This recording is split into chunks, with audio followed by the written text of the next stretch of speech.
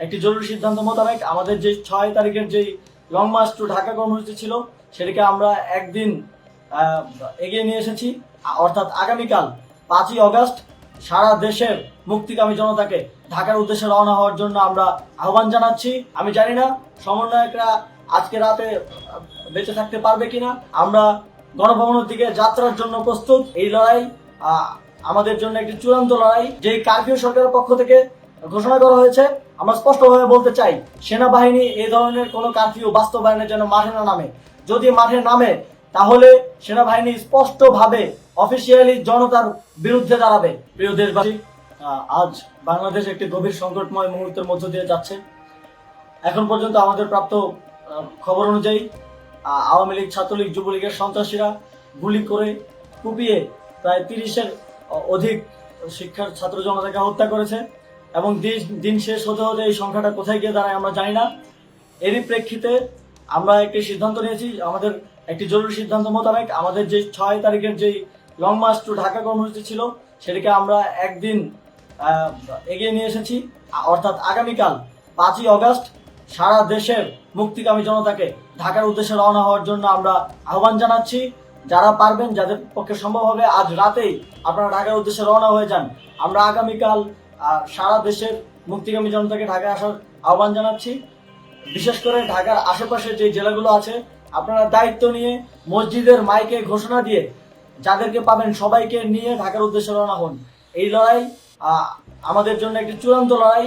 আমরা চূড়ান্ত ঘোষণার জন্য প্রস্তুত।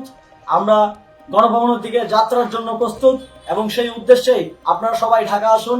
আমরা আপনাদের সবাইকে নিয়ে আমাদের চূড়ান্ত দাবি আদায়ে এগিয়ে যাব।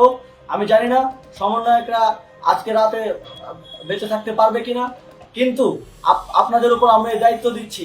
আপনারা সবাই নিজ দায়িত্বে ঢাকায় আসবেন আগামীকাল এবং পরশু পরিস্থিতি বিবেচনা করে পরশু গণভবনের দিকে 4 দিক থেকে আমরা রওনা হব। আমরা খুব আতঙ্কের সাথে লক্ষ্য করছি যে ছাত্রলীগ, যুবলীগ এবং আওয়ামী লীগের গুন্ডারা পুলিশের অস্ত্র দিয়ে পর্যন্ত সাধারণ জনগণের উপর হামলা করছে। কিন্তু একটি সুখের খবর হচ্ছে সারা দেশের বিভিন্ন স্থানে সেনাবাহিনী ছাত্র জনতার পক্ষে দাঁড়িয়েছে। আবার কিছু কিছু জায়গায় যেমন মিরপুর, মোহাম্মদপুরে সেনাবাহিনী ছাত্র জনতার বিপক্ষে দাঁড়িয়ে গুলি চালাচ্ছে।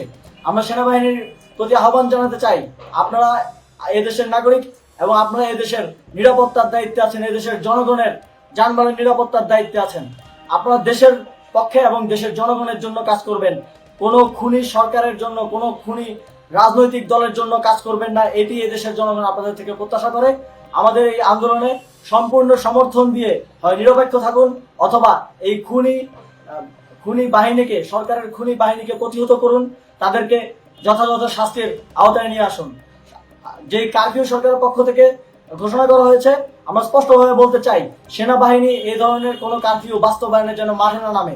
যদি মাঠে নামে তাহলে সেনাবাহিনী স্পষ্টভাবে অফিসিয়ালি জনতার বিরুদ্ধে দাঁড়াবে। আমরা চাই না সরকারের এই ষড়যন্ত্রে সেনাবাহিনী পা দিক। সেনাবাহিনীকে জনতার বিরুদ্ধে দাঁড়ানোর যে ষড়যন্ত্র সরকার রচনা করছে সেটিতে সেনাবাহিনী পা দিবে না, এই বিশ্বাস আমরা রাখতে চাই।